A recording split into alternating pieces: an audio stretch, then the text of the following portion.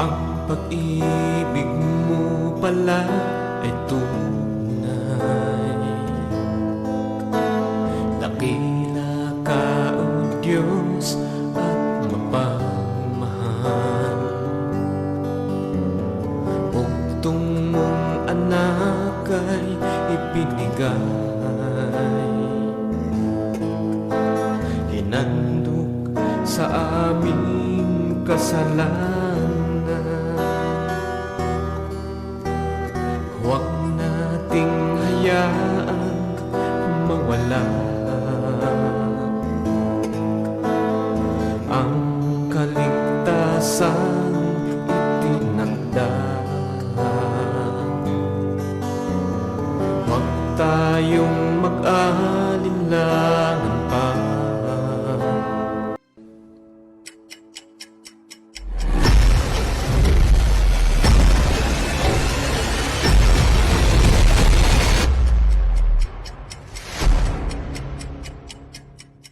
At ngayon naman, ikalulusog ng ating katawan. Masaya po tayo na makapag-share sa inyong lahat ng mga tips on how we can improve our health. Kaya tayo po ay nag-imbita ng mga doktor mula sa Adventist Medical Center Manila. At ngayon po, ibigay natin ang pagkakataon sa isang ultrasonologist, espesyalista sa mga kababaihan, OBGYN, at lifestyle medicine specialist na walang iba kundi si Dr. Naila Conchada Flores. Salamat, lady. Kumusta po kayo, mga minamahal na mga nakikinig sa amin ngayon? Kayo po ba ay maganda ang tulog kagabi? Sana po naman, para hindi naman kayo antukin agad sa oras na ito. Ang isi-share ko po sa inyo ngayong gabi ay ang kahalagahan ng tulog. Ano ba po ang nagaganap habang natutulog ang isang tao? Ang ating pong mga kabataan na natutulog, dyan po sila lumalaki habang natutulog. Tayo po naman, lahat tayo, nakakapanumbalik ng ating enerhiya at ng lakas ng ating katawan. Nagkakaroon din ng pagsasaayos ng temperatura ng ating katawan. At nagkakaroon din ng repair ng ating maliliit na selula ng ating katawan. Meron din pagpapasok na nangyayari po at nagpapatibay ng ating memorya at nagpapatalas ng ating kaisipan habang tayo ay natutulog. Ilang oras ba dapat matulog ang isang tao? Kung mga adults po, mga 7 to 8 or 7 to 9 na oras. Kung mga mas nakababata naman, yung mga teenagers natin, 8 to 10 hours ang kailangan nila. At yung mga bata, yung mga school-age children, o mas maliliit pa, mga 10 to 12 hours. Pero ang mga baby po, talagang mas mahaba ang tulog nila. Saglit lang silang gumigising. Ano po ba, yung mga sanggol? Yan po ang kahalagahan ng mahabang tulog, yung tama lamang sa ating edad. May mga pag-aaral po na kung ang tulog po ay sobrang maiksi o sobrang mahaba, ay mas maraming nagiging sakit. Kagaya ng obesity o sobrang timbang, hypertension, yung tumataas po ang blood pressure o yung tumataas ang ating blood sugar. Gayon din yung pagtaas ng cholesterol, yan po ay nakikita sa mga tao na mas marami sa mga tao na kulang sa 6 na oras ang itinutulog kada gabi. O yung mahigit sa 10 oras ang tulog kada gabi. So, tamang-tama lang sana ang ating tulog. Ano po? Para tayo ay malusog at hindi masyadong masakitin. Pag-usapan po natin yung circadian rhythm na tinatawag. Ito po yung andar ng ating katawan bilang tugon sa 24 oras na day and night o araw at gabi na cycle. At dito po pinapalooban ito ng melatonin. Isa po itong hormone sa ating utak na binibigay ng ating pineal gland. Ito po ang siyang nagsasaayos ng ating body clock at ng oras ng ating pagtulog. Ito po, meron ditong diagram po ng ating utak. Nandun po sa halos nasa gitna, nandun po yung pineal gland. Ang ating mata, nandito rin po sa larawang ito, nasa umaga, kung tayo'y masisikatan ng araw, yung ating utak ay nakakatanggap ng impormasyon na maliwanag ang araw, ngayon ay huwag ka munang magbibigay ng melatonin. Tapos pag dumilim na po sa hapon o sa gabi, makakatanggap ng impormasyon ng ating utak na dumidilim na. Mag-uumpisa ng magbigay ng melatonin upang sumarap ang tulog ngayong gabi. So napakahalaga po nung meron tayo pong araw at gabi na cycle sa ating buhay, sa ating pang-araw-araw na buhay upang maganda po ang tulog natin sa gabi. Ganito po yan. Yung kulay blue po dito sa ating graph na ito, yan po yung time, yan po yung gabi na tumataas po yung melatonin. At yung kulay puti naman dyan sa graph na yan, yan po naman yung araw na mababa lamang ang melatonin. Kaya nag-uumpisa na pong tumaas ang melatonin mga 8:30 o 9 ng gabi. Pinakamagandang tulog po yung mga between 10 p.m. o alas 10 ng gabi hanggang 2 a.m. Ito po yung tinatawag nating golden hours of sleep. Napakaganda po ng melatonin level at dito po na pepreskohan yung ating katawan. Nakakaranas tayo ng mabuting pagpapahinga, mabuting pagpapahinga hindi lamang ng katawan kundi ng ating isip. At dito nakakaroon ng pagbabago o panunumbalik ng ating sigla. Yung mga epekto po ng melatonin, napapababa nito po yung ating blood pressure. At nakokontra po yung blood clotting. Napakahalaga po nito upang malayo po tayo sa mga heart attack o stroke. Kaya maganda, kung tayo po'y gumaganda ang level ng melatonin sa gabi, lalo na dun sa ating kasarapan ng tulog. Sana'y hindi natin po yan mamimiss. Yung mula alas 10 ng gabi hanggang alas 2 ng umaga, yan po yung peak ng ating melatonin level. Ano pa ang mga ginagawa ng melatonin? Nililimitahan ito po ang paggawa ng katawan natin ng estrogen o yung hormone na may panganib na magkaroon tayo ng cancer sa mga kababaihan po, cancer sa suso, sa mga kalalakihan, cancer sa prostate. Gayon din po yung cancer sa matres ng mga kababaihan. At ngayon pong panahon na to, marami na pong shift workers.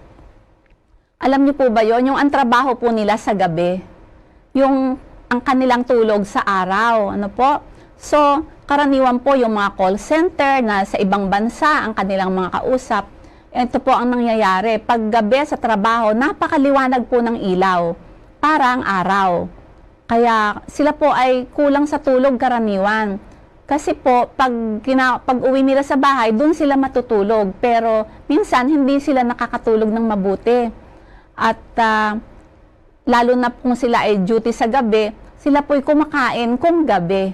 Itong mga ugali pong ito ay nakakapagpadaling magkasakit sa kanila. Marami pong pag-aaral, ebidensyang nakita sa kanilang mga ganito ang trabaho, na madali silang magkaroon po ng cancer, sakit sa puso, diabetes, sobrang pagtaba, o labis-labis po na bigat, at yung sakit po sa bituka. So, talaga pong hindi maganda yung lack of sleep o kulang na kulang sa tulog kasi unang-una po, humihina po yung ating immune response o yung ating resistensya ng katawan. Hindi gaanong epektibo ang bakuna, lalo na po yung mga flu vaccine kung tayo po ay puyat the night before o ng nakaraang gabi. Kaya maganda po kung tayo magpapabakuna, siguraduhin po natin tayo husto sa tulog. Maganda ang kondisyon ng ating katawan. Kung kulang po sa tulog, mataas din po ang blood pressure, madalas. At grabe din po, gumagrabe yung mga may migraine, pagpuyat. Ganon din po yung depression o labis na kalungkutan. Madali po magkaroon ng depression kung palaging kulang sa tulog. Isa pa pong aksyon ng kulang sa tulog ay bumabagal. Nagiging mas mapanganib tayong maaksidente. Huwag na po tayong magmamaneho kung tayo ay puyat o kulang sa tulog. Hindi rin gaanong listo. Hindi lang po yung katawan, maging yung pong ating isipan, tayo'y nagiging makakalimutin kung palaging kulang sa tulog. At humihina din yung pangunawa sa mga impormasyon. Gayon din po yung kakayahan natin na magdesisyon, humihina pag puyat. Kaya iwasan po natin gumawa ng mga malalaking desisyon kung tayo po ay palaging puyat. Kasi po, mahinang uri ng desisyon ang ating maaaring magawa. Nagkakaroon din po ng mga gawi o na nakakapagpalapit sa atin sa panganib. Yung mga sinasabi po nating risky behavior o risky sexual behavior. Isa pa po yung humihina din yung control natin sa ating appetite o yung ganang kumain. Karaniwan po, napakalakas kumain, kaya madali pong maging overweight o sobra sa timbang. Kaya, ano pong solusyon? Ano pong ating gagawin para gumanda ang ating body clock? Ito po, may mga konti po tayong tips na ang sabi ay tayo daw ay gumawa ng regular na schedule sa ating pang-araw-araw na buhay. Gumising tayo sa parehong oras araw-araw. Maaring maglagay tayo ng alarm. Tapos, lumabas tayo, sandali, para tayo ay maarawan at makalanghap tayo ng sariwang hangin. At kung hindi naman kaya na talagang lumabas, tayo doon lamang sa tabi ng bintana kahit mga 2 oras para po mas presko ang ating malalanghap na hangin at tayo'y masikatan kahit kaunting liwanag po ng araw. Makakatulong po yon sa ating melatonin upang gumanda ang ating tulog kinagabihan. Isa pa po yung ehersisyo. Tayo mag-exercise kung maaari parehong oras din araw-araw. At meron din tayong regular na oras ng pagkain, yung ating meal time. Maganda po ay pare-pareho. Ito po ay nakakatulong upang ang ating katawan hindi nalilito, hindi po nako-confuse na iba-ibang oras ang kanyang nararanasan. Ano po? Mas maganda pong umandar kung meron tayong regular na schedule. Yun pong ating social interaction o yung pakipag-usap natin sa ating pamilya, sa ating mga kaibigan o sa ating katrabaho. Maganda po meron din ganon yung social interaction.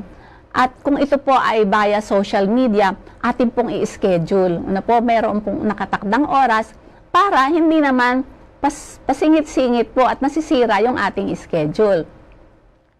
Napakaganda po ng andar ng katawan kung tayo ay maganda ang sinusunod sa araw-araw. Isa pa po, iwasan po natin na matulog ng mahaba o yung umidlip ng napakatagal sa katanghalian. Karaniwan po sa atin, pag napagod, after nagtanghalian tayo, na umiidlip po tayo. Huwag po natin gawing matagal. Mas maganda po yon ay less than 30 minutes. Ano po? Kalahating oras lamang po ang pinakamatagal. Upang sa gabi, hindi maistorbo ang ating tulog, hindi mabawasan. Isa pa po, iwasan po natin yung masyado pong maliwanag na ilaw sa gabi. Lalong-lalo na po yung blue light na tinatawag, yung nanggagaling po sa ating television, sa ating mga gadget, sa ating laptop o mga cellphone. Yan pong blue light na yan, nakakaistorbo po sa ating pineal gland, yung nagbibigay ng melatonin. At isa pa po ay yung maganda ang ating sleep and wake time. Yung ating oras ng pagtulog, kung tayo natutulog na ng alas 9 o alas 9:30 sa gabi, 30 minutes po bago yon maghanda na po tayo. Huwag na tayong masyadong magagagawa ng mga trabaho na mabibigat o huwag na tayong mag-exercise sa oras na yon. Atin pong ihanda na yung ating kwarto, ayusin natin at padilimin na yung ilaw.